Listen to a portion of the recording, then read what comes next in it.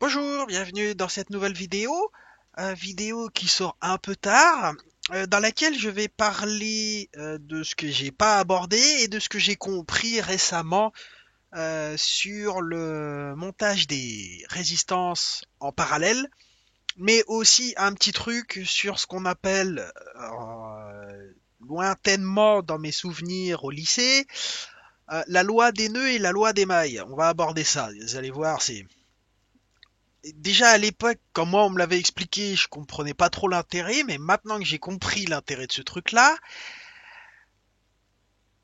eh ben j'en vois toujours encore moins l'intérêt en fait. Non, c'est pas vrai, je déconne.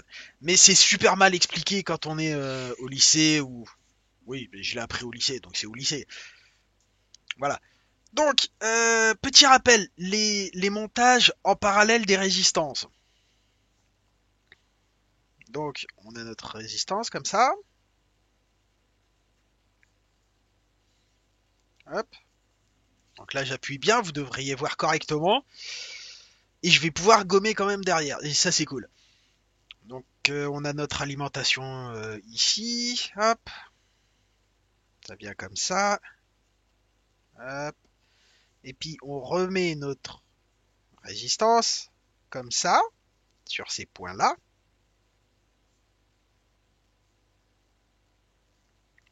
Voilà. Et ici, on a R1, ici R2. Et là, on peut mettre autant de résistance qu'on veut.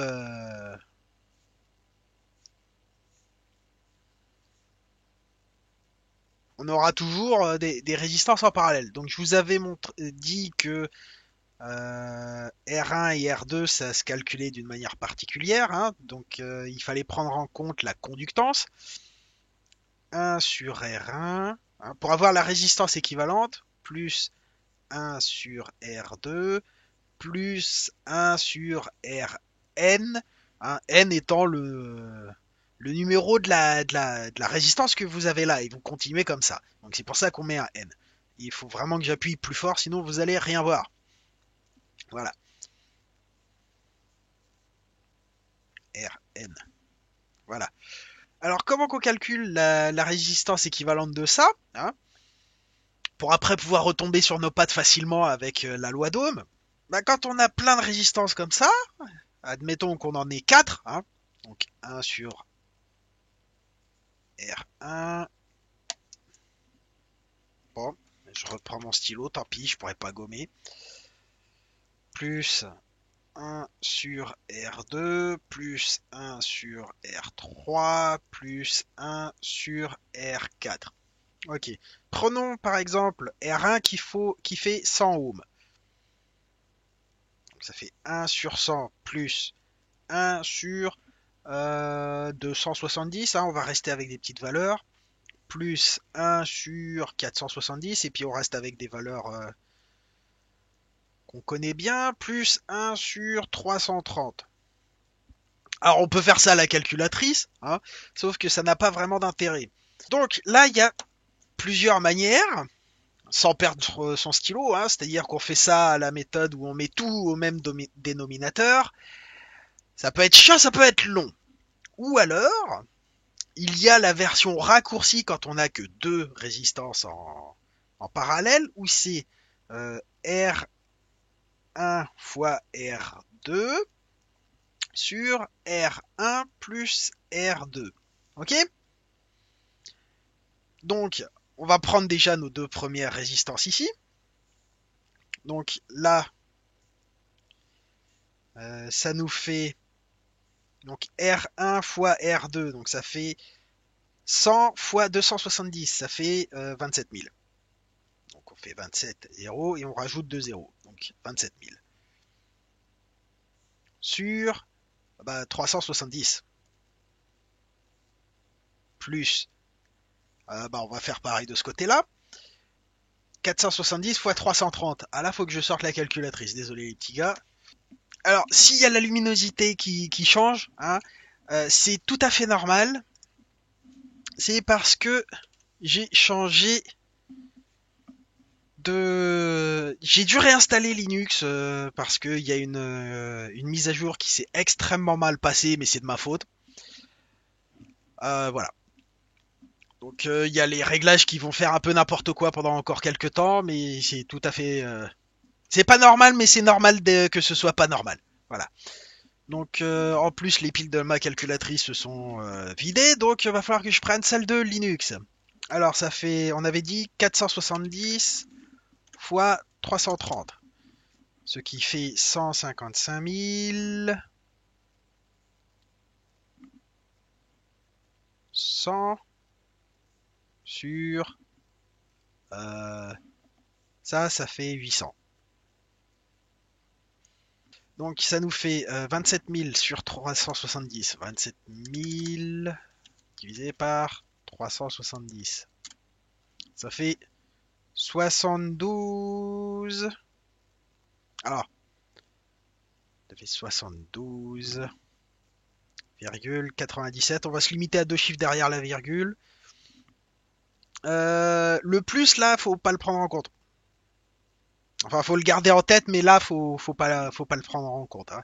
Vous allez comprendre après pourquoi. On a ensuite ça qui c'est du 155 000. 155 100 divisé par 800. Ce qui fait 193,87. Tout ça, c'est des ohms.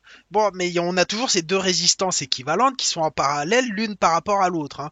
Donc il faut encore faire 1 sur 72,97 plus 1 sur 193,87. Voilà. Donc on va refaire la même chose, hein. R1 fois R2 sur R1 plus R2. Donc ça nous fait 72,97 fois 193,87. Le tout divisé par... Ah merde, va falloir que je le fasse... Alors ça fait... 4, je retiens 1, ça fait 8,1, 3 et 2, 5 et 1, 6, ça fait 6, 2. Alors ça c'est divisé par 266,84. Ce qui nous fait 53 ohms,01 qu'on va arrondir à environ 53 ohms. Hop là, voilà. Du coup, si on reprend ensuite, si on veut savoir l'intensité qui passe dans le truc là, et que ici on a 9 volts, et ben I ici, c'est égal à 9 divisé par 53. Alors, 9 par 53, ça nous fait 0,16 ampères. Ce qui nous fait 160 milliampères. Donc là, on a fait le petit rappel, hein. Donc là, je vais vous dire deux choses importantes. Alors, je vais refaire mon petit schéma, là, je vais le compléter avec nos 4 résistances. Hop. Donc ici, c'est devenu R3 et ici, c'est devenu R4. Hop.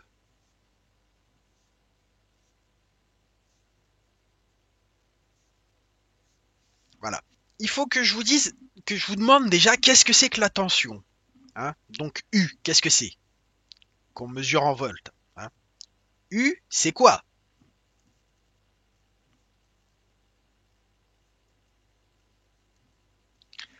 Eh ben, c'est une différence de potentiel entre deux points. Suivez jusque-là? Ok. Sur notre schéma ici, à ces deux points-là, on a une différence de potentiel. On est d'accord.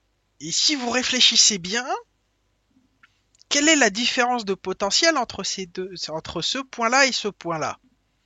Ce point-là et ce point-là, ce point-là, ce point-là, ce point-là, ce point-là. Eh ben, les différences de potentiel, même si les valeurs des résistances sont différentes partout, la différence de potentiel entre ici, là, là, là, là, là, là, là, elle est identique partout. Donc, c'est-à-dire que si on mesure entre là et là, on va trouver ici 9 volts. Entre là et là, on va trouver 9 volts. Entre là et là, on va toujours trouver 9 volts. Entre là et là, on va trouver aussi 9 volts. Parce que tous les points qui sont là sont équivalents à celui-là. Et tous les points qui sont là sont équivalents à celui-là. D'accord? Du coup, on a 9 volts partout ici. Et donc, vous vous dites bien que là, ouais, donc si la tension reste partout la même, par rapport à la loi d'Ohm, c'est l'intensité qui est pas pareille partout. Et là, vous avez raison. Et le montage en parallèle, ça sert à faire la même chose qu'un pont diviseur de tension, mais avec l'intensité, donc avec le courant. Et c'est pour ça que ça, c'est un montage diviseur d'intensité. On peut pas appeler ça un pont, parce qu'il n'y a pas de pont hein, ici. C'est pas un pont, mais ça, c'est un montage diviseur d'intensité. Si vous êtes au lycée et que vous faites de l'électronique, vous avez entendu parler de la loi des mailles et la loi des nœuds.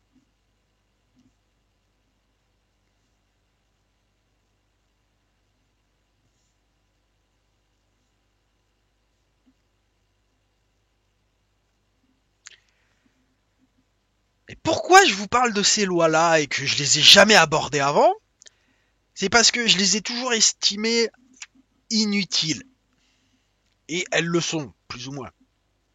Pourquoi je les ai trouvées inutiles? Parce que ce sont ce qu'on appelle des lois arbitraires. Parce que pour ces lois-là, le générateur de tension, d'où vient l'énergie, on s'en fout.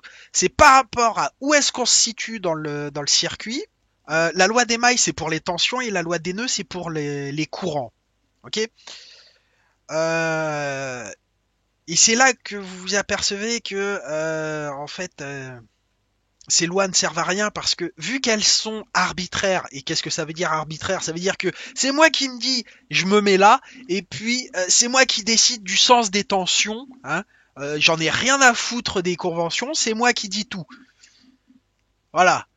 Donc il y a un manque d'intérêt pour ces lois-là, je trouve. Mais donc, dans notre cas, on est dans une... Ici, là, on se retrouve avec une loi des nœuds. Pourquoi? Parce que, comme je viens de vous le dire, ça, c'est tous ces points-là, là, c'est comme s'ils étaient soudés ensemble. Ils sont équivalents. Ça nous fait donc un nœud ici. D'accord? Une autre manière de le faire, de le représenter, ouais, si vous voulez, c'est que ici, on a notre point central. On a R1 ici.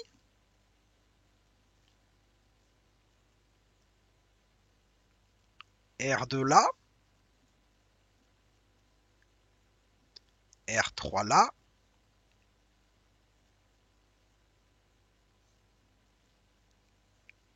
R4 ici. Hop, hop, hop, hop. Et tous les autres points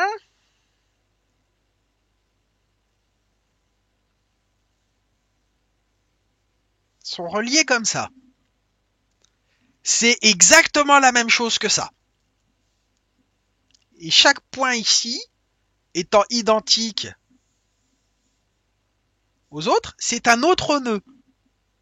Donc il y a deux nœuds là-dedans. Donc en fait, on prend soit ce nœud-là, soit ce nœud-là. Et là, on va décider ici, par exemple, que c'est le nœud plus, et à l'extérieur, c'est le nœud moins. Mais je peux très bien décider, vu que j'en ai rien à foutre du générateur, que ici, autour, ce soit le nœud plus, et à l'intérieur, ce soit le nœud moins. Rien ne m'en empêche avec ces lois-là. Pour les tensions, pour les mailles, c'est exactement pareil. Pour ça que je trouve que ces lois-là elles ont leur utilité, mais elles sont hyper mal expliquées. Et moi, quand je les ai étudiées, et dans le bouquin qui m'a permis de bien comprendre ça par rapport à mes expérimentations, où est-ce qu'il est? Ouh, monsieur le livre. Voilà. Ce livre-là que je me suis acheté, hein, très bon livre au demeurant, pour peu qu'on aime étudier, pour étudier, hein, parce que dans ce livre-là, je retrouve les cours que j'ai eus d'électronique, hein, c'est-à-dire hyper théorique, et on fait pas d'expérimentation. Et ça, c'est vachement cool, hein. ce genre de d'apprentissage. Donc maintenant, nous, ce qu'on va faire, c'est, il faudrait que j'explique un peu plus la loi des nœuds. Voilà. Donc, que dit la loi des nœuds? C'est que, en fait, c'est ce que je vous avais déjà dit là, une fois. On doit retrouver à la sortie ce qui rentre dans le nœud. Comme jusqu'à présent, on n'avait qu'un seul nœud avec dans nos circuits, hein, qu'un seul nœud dans lequel il rentre quelque chose et bah, ça ressort immédiatement de l'autre. Du coup, on avait tout le temps. C'était pas compliqué. Par contre, quand on est comme ça, c'est un peu plus compliqué. Il faut ensuite flécher notre sens de courant. Bah nous, on va comme on a un générateur qui est plus-moins ici, hein, et que le courant il va dans ce sens-là. Le courant il fait ça. Donc ça, ici, ça nous fait I1, I2, I3, I4. Voilà. Et là, c'est I0. Hein. Ici, c'est I0. Et donc, il y a deux manières d'écrire la loi, hein, les gars. Donc, on a I0 égale I1 plus I2 plus I3 plus I4. Ou alors, on peut le faire avec la loi comme c'est noté, c'est-à-dire que la somme de toutes les intensités est égale à 0. Donc, on a 0 égale I1 plus I2 plus I3 plus I4 plus I0. D'accord? Sauf que I0, quand on l'écrit comme ça, hein, c'est moins, c'est plus moins I0. Hein. C'est ce qui se passe parce que tu passes ton I0 là de l'autre côté. Ce qui sort, c'est ce qui rentre. Là, c'est juste un changement de point de vue. Hein. Si vous écrivez votre loi comme ça, c'est exactement la même chose. Exactement pareil. Et ben pour la loi des mailles, c'est à peu près le même délire, mais pour les tensions. Sauf que c'est un peu plus casse-bonbon et que la loi des mailles c'est plus intéressant pour les ponts diviseurs de tension. Hein. Comme ça nous permet, quand on commence à faire, par exemple, avec une alimentation 12 volts et qu'on veut avoir du 5 volts et du 3 volts, ça nous permet, parce que là aussi, hein, dans la loi des mailles, attendez, si vous me croyez pas que je dis que c'est des lois qui sont n'importe quoi, loi des mailles, ok. Alors,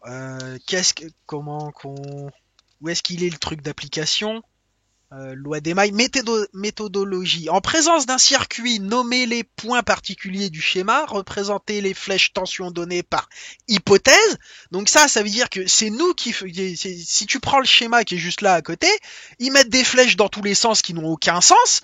Hein, et ben t'as bon. C'est bon ça. Par hypothèse, ainsi que celle que l'on sera amené à calculer. Ok.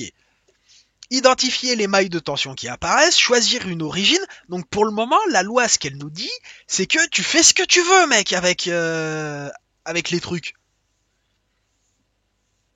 Ainsi qu'un sens de parcours pour les mailles utilisées. Donc tu peux aller dans ce sens-là comme dans ce sens-là. C'est pas grave, c'est ça que ça dit.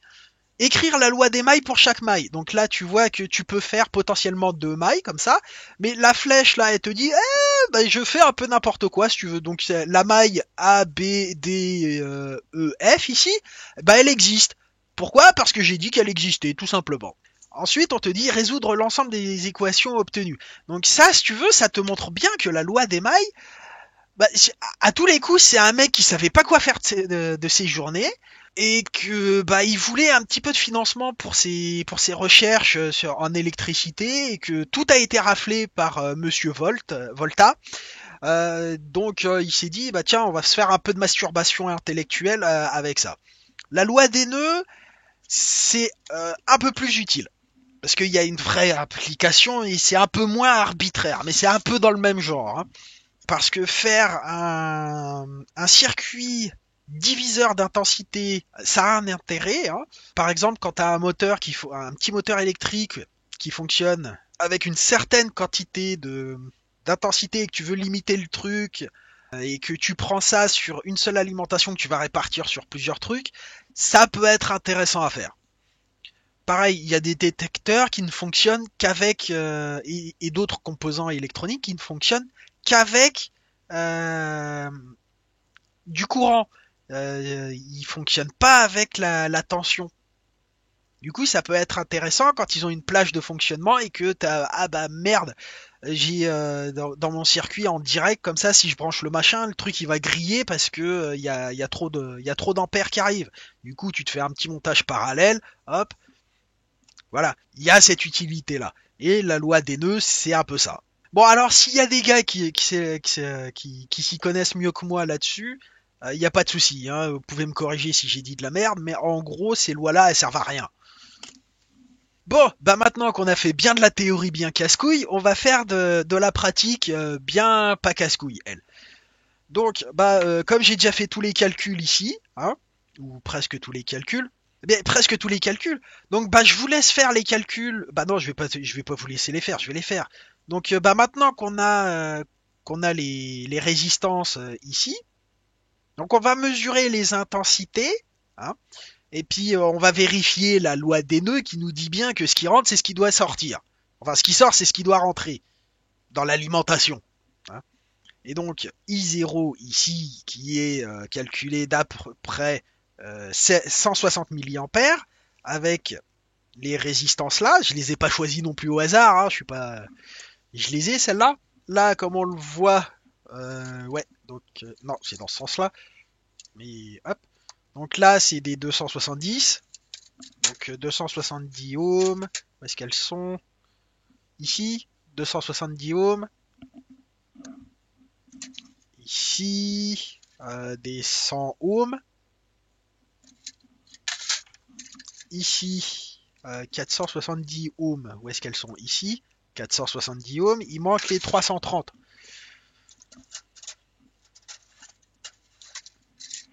Hop. 330K. Non, ça c'est trop gros. 330 ohms. Voilà. Et puis avec ça, on va faire nos montages. Hein. J'ai besoin de toi là. Bah, du coup, il me faut la pince. Il me faut ça. La pince coupante. Des petits câbles.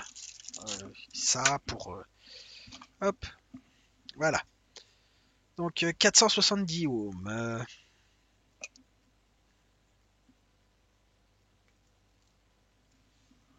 Hop, toi tu retournes là-dedans. Une de 330.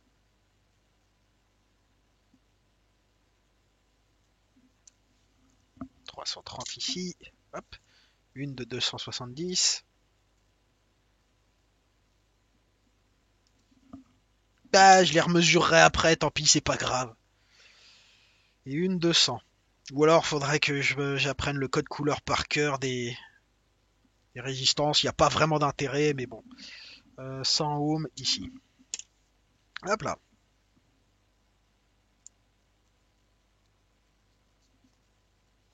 Hop.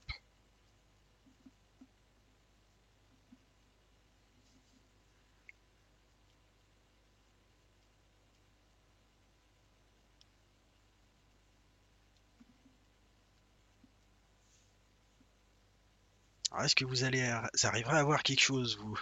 Ah bah tant pis, je zoomerai un peu. Tac.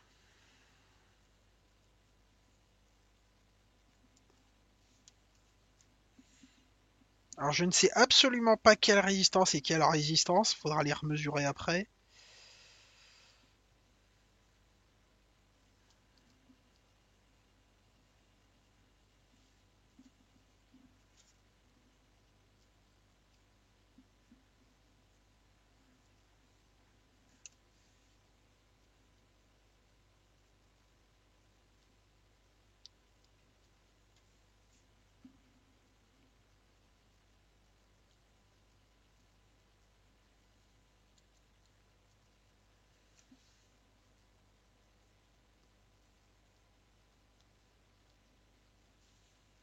Voilà, donc on a notre 4 résistances ici. Bah maintenant il n'y a plus qu'à les relier entre elles.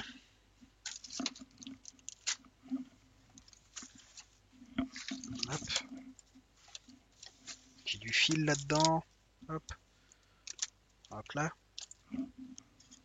Donc, alors ça c'est un grand fil que je vais mettre là pour parce que le bloc d'alimentation de la laboratoire il est là, mais il est trop, je peux pas le mettre correctement.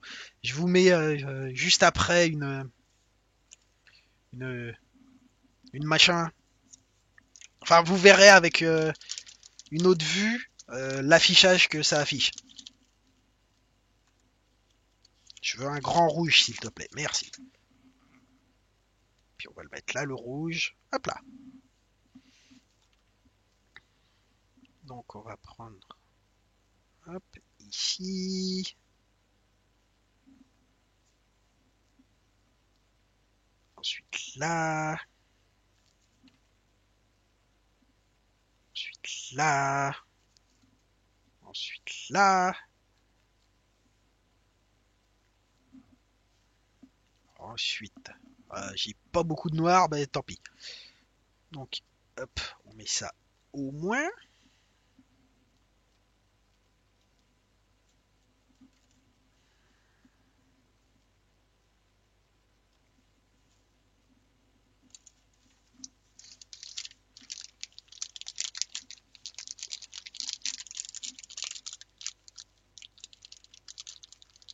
Viens là, petit noir.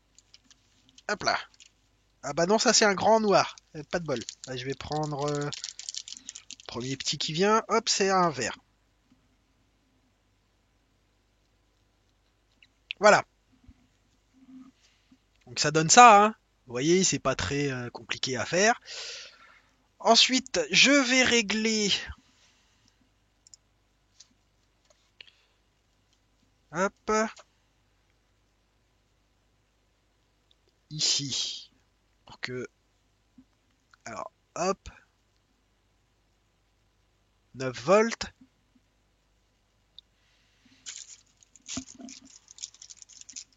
Alors, il y a une limitation 9 volts, 100 milliampères.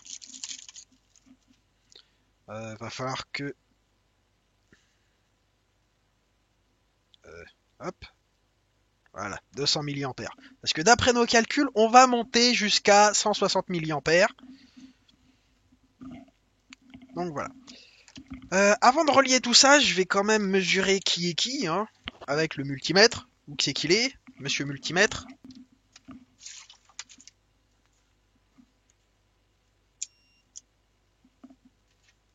Voilà.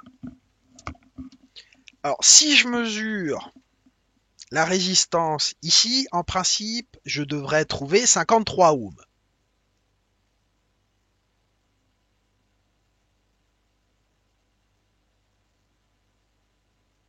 Et c'est ce qu'on trouve. Donc, bah, je vais bien le mettre là, pour qu'on voit bien.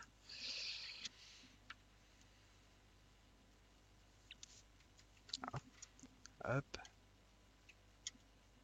Ah bah tiens, je vais même le mettre comme ça. Hop. Voilà, comme ça, il y a moins de reflets. Donc, je viens piquer sur le moins ici, sur le plus là. Et on voit bien qu'on est à 53 ohms, à peu près. Ensuite, cette résistance là, avec celle-là,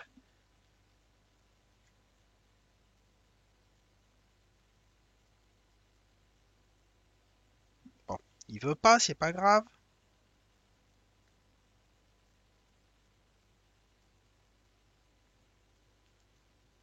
Et donc là, on voit par la pratique pourquoi, si on veut mesurer une résistance, il faut la sortir du circuit. Parce que en plus, vous voyez même plus comment je mesure.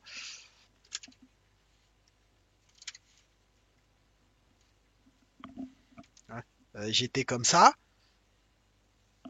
Donc bah non, ça marche pas. Du coup, il faut d'abord couper le circuit. Donc ça, c'est l'équivalent de couper une pâte, hein. Et ça, c'est la résistance de 100 ohms. Ok, donc R1, 100 ohms. Ah bah ça tombe bien, c'est celle-là. Mais on va quand même vérifier, refaire R1 égale 100, R2 égale... Bah du coup, on va... Tac, coupe le circuit. R2, hop.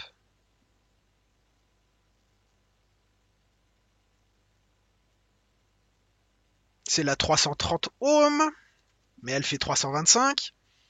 Donc 330 ohms, mesurer 325. Pour du 5%, ouais, non, on est dedans. Donc ça, je la repique comme ça. Hop. Elle, je la repique là. Hop.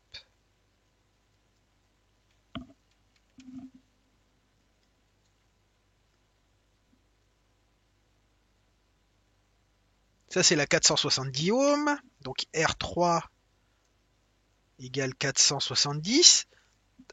Et j'ai presque respecté donc la R2. C'est la 270, c'est ça? R2.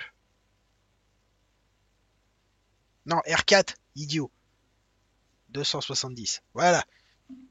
Donc tout le monde, il est mesuré. Hop. Donc maintenant, ce qu'on va faire, c'est qu'on va alimenter le truc. Hop là.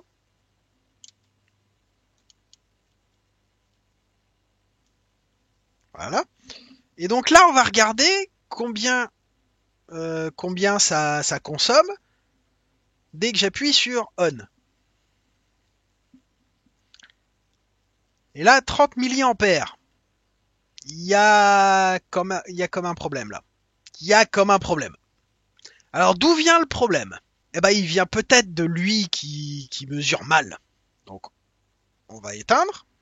On va débrancher ici. Non, on va pas faire ça comme ça. Hop. Donc là, je vais changer ici. Il me faut les autres. Comme ça. Donc, hop. Et on va mesurer ce coup-ci. Donc là, ça sort du... Hop.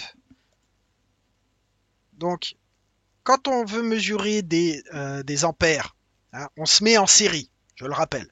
Donc là, hop, on va mesurer des milliampères. Ok? Donc, hop, je mets en route. Donc là, je suis pas dans le bon sens, mais ça, on s'en fout. Par contre, c'est moins 33 milliampères. Où est-ce que je me suis foiré? I égale U sur R.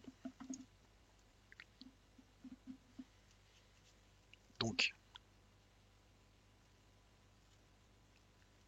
la résistance équivalente, c'est 53 ohms. On l'avait mesuré. Donc, I égale 9 sur 53. Bon, bah, on va le faire à la main. Parce que je me suis peut-être planté quelque part quand j'ai tapé. Alors, donc ça fait 9 divisé par 53. Donc là, ça fait 0, on met un 0, ça fait virgule. Là, ça fait 1.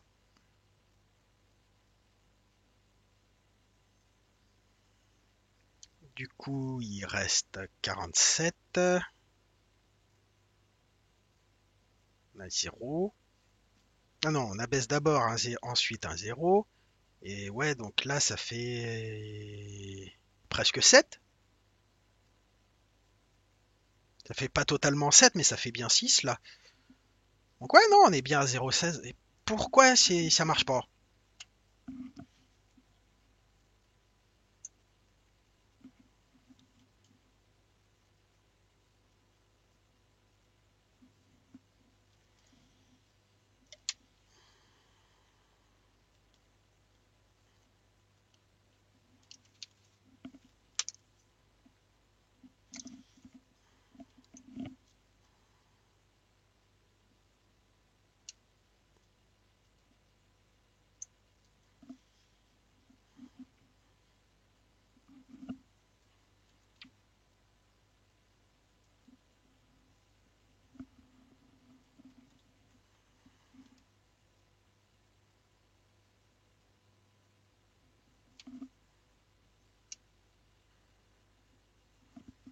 Pourquoi ça marche pas? Parce que j'ai peut-être légèrement oublié de rebrancher ça.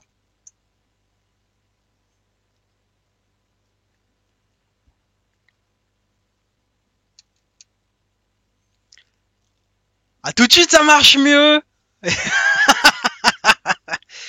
Non, non, bah donc j'avais bien raison. J'avais bien bon. Et donc on voit que faut pas faire confiance au dernier chiffre ici. Lui, faut pas y faire confiance. Parce que le multimètre, lui, j'y fais plus confiance qu'à lui. Peut-être que lui, j'irai le bloc d'Alim. Mais qu'est-ce qu'elle fait là, elle? Elle dégage. Il y a une mouche qui vient m'emmerder. Donc voilà, donc là on a vu que ça fonctionne. Hein. Et puis ce qu'on a prédit, on l'a.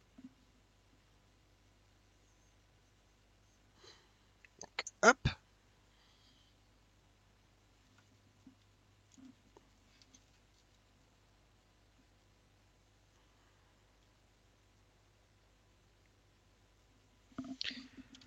Et donc maintenant, il faut vérifier l'autre connerie que je vous ai dite, c'est-à-dire est-ce qu'on retrouve bien 9 volts sur toutes les 4 résistances. Donc on n'oublie pas, hop, on éteint, on change ça de côté, on va sur les volts, on se met en volts,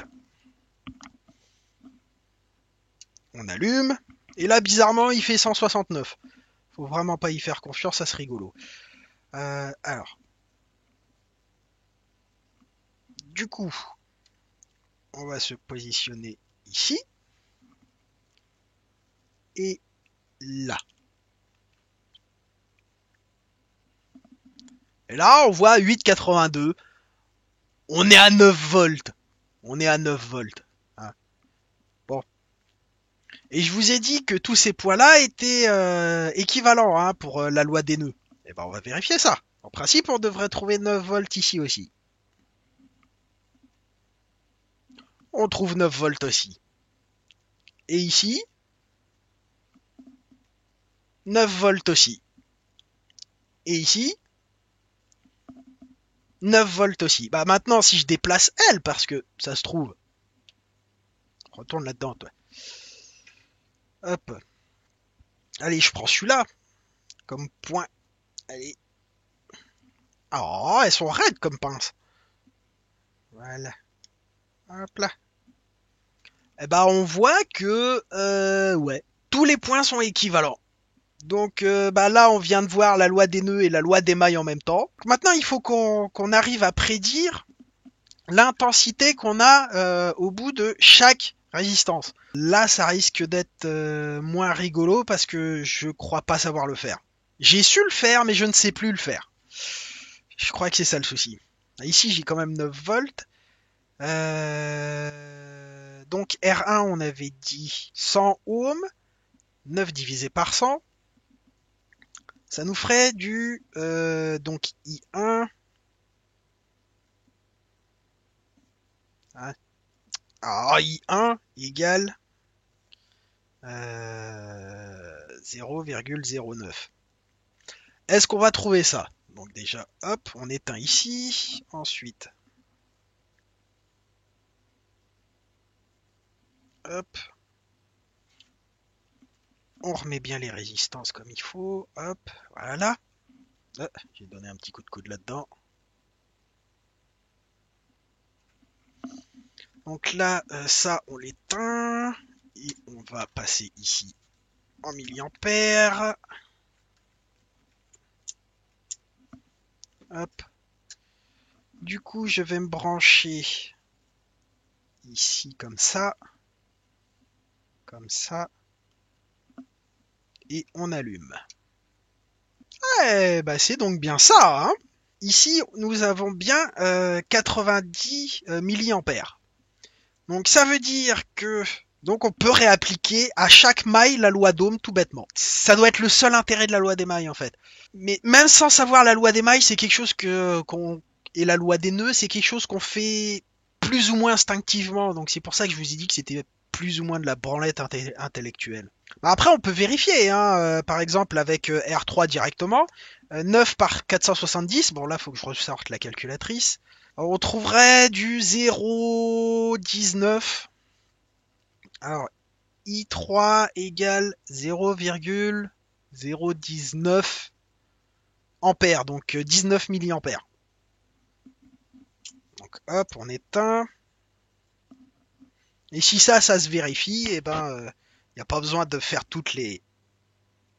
je crois que j'ai bien tordu ma résistance ici. Alors, nous disions donc R3 ici.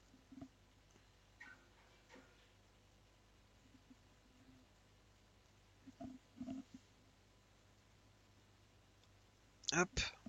Et si on rallume, 131 milliampères, c'est pas normal du tout. Qu'est-ce que j'ai merdé encore? R2 c'est 330, 9 par 330, ça ferait 0,27 ici.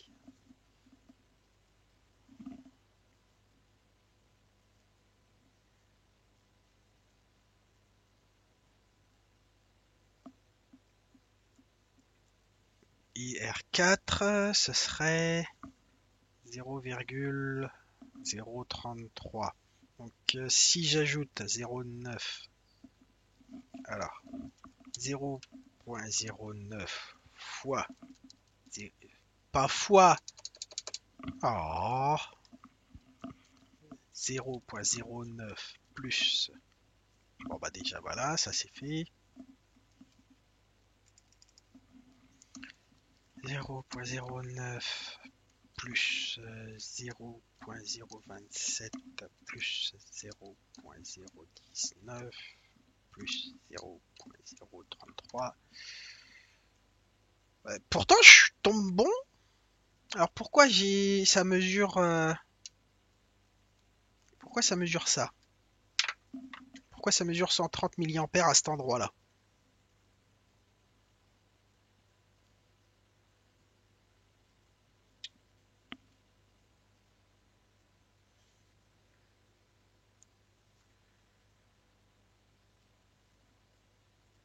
Parce qu'il faudrait prendre les deux fils en même temps, comme ça.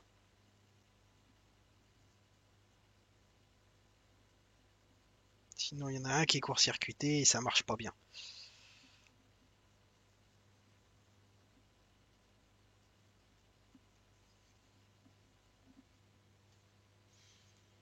Alors, bah comment je vais faire ça, moi? Hop. Ah, comme ça, c'est pas mal. Donc, si je fais ça... voilà! On les a, nos 19 milliampères sur R3.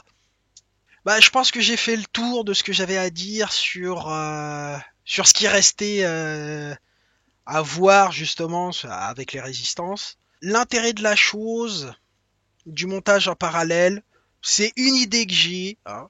Ça vaut ce que ça vaut. Si jamais il y en a qui s'y connaissent plus que moi, il n'y a pas de souci. Dites-moi que j'ai tort et expliquez en quoi j'ai tort. Donc ben, j'espère que ça vous a plu, que vous avez appris autant que moi, et à une prochaine. Bye bye.